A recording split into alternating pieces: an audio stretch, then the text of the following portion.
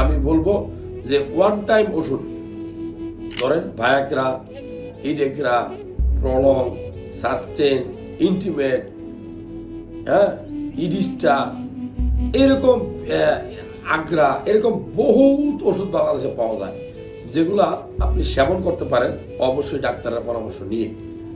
অবশ্যই one time ওষুধ ব্যবহার করার পূর্বে 100 বার চিন্তা করবেন যে এটার কারণে আপনি হার্ট অ্যাটাক হয়ে রাত্রে মারা যেতে পারেন, এটার কারণে আপনি ব্রেন স্ট্রোক করে রাত্রে মারা যেতে পারেন।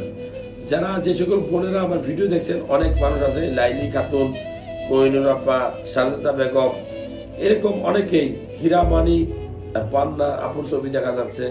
তো এরকম যারা আপুরা আমার ভিডিও দেখছেন, আমি বলবো আপনার পার্টনার বা আপনার হাজবেন্ড অবশ্যই ভালো ডাক্তারের পরামর্শ নেবেন।